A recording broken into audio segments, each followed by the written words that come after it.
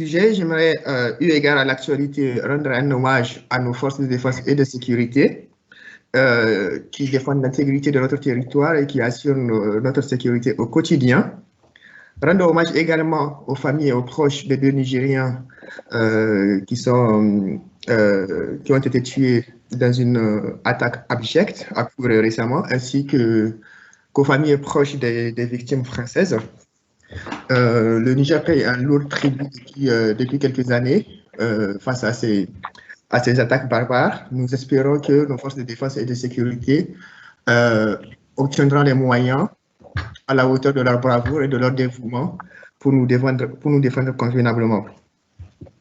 Donc, le thème qui nous retiendra aujourd'hui pour cette deuxième conférence porte sur les alliances politiques au Niger, histoire, enjeux et formes.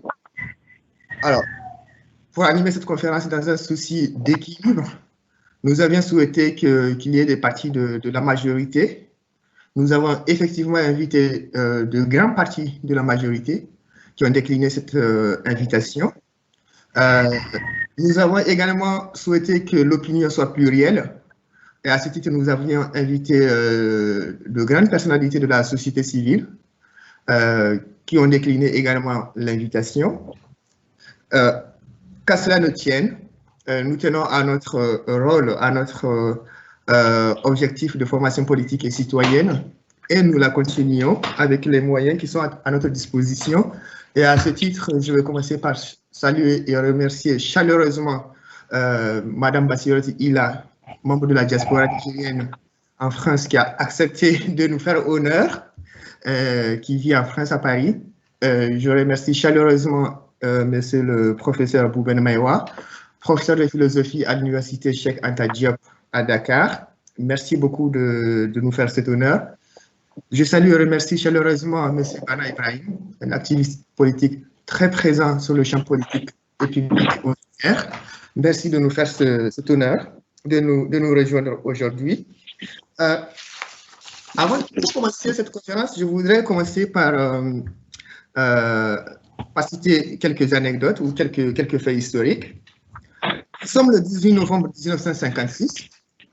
Les élections municipales devaient se tenir à Niamey et à Zender.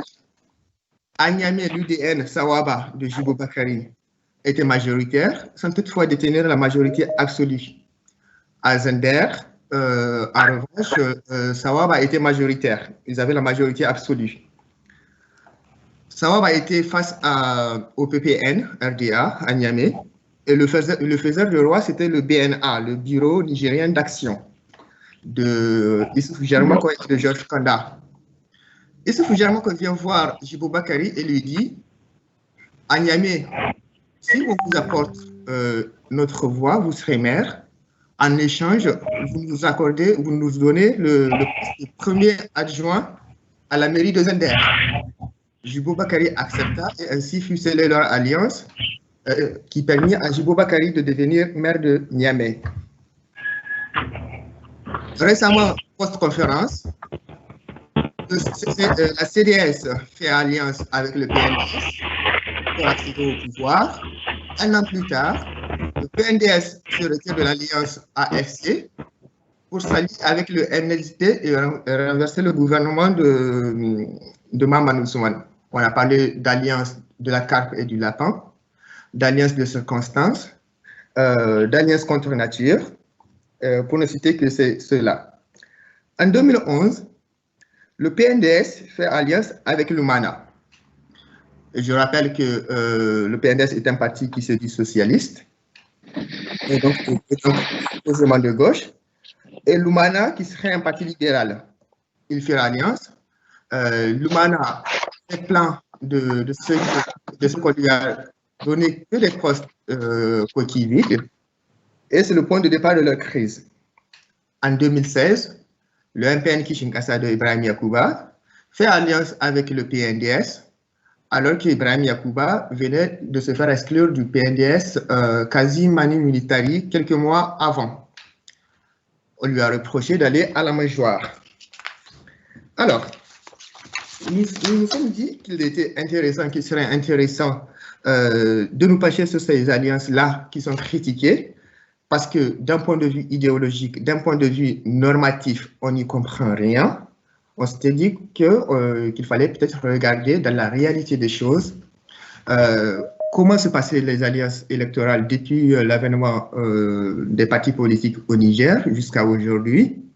Et à l'aune des élections à venir en décembre prochain, quelles seraient les possibles alliances qui allaient se nouer? Les situations vont en bon train, des plus saugrenues aux plus ingénues. Il nous paraissait donc important de nous arrêter un instant sur ces questions-là.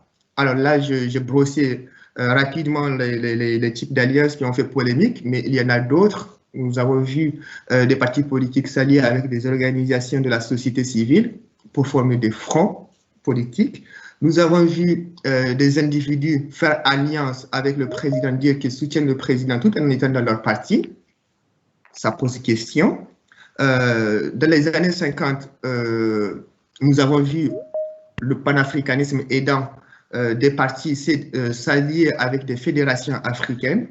Ce mouvement s'est raréfié.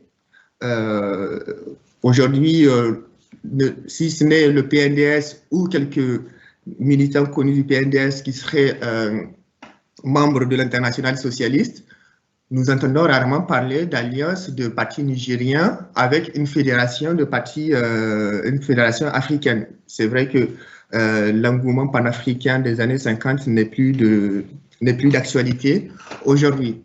Alors, pour toutes ces questions-là, nous avons aujourd'hui Madame Bassiratou Ila avec nous. Bonjour Madame Bassiratou Ila. Bonjour tout le monde.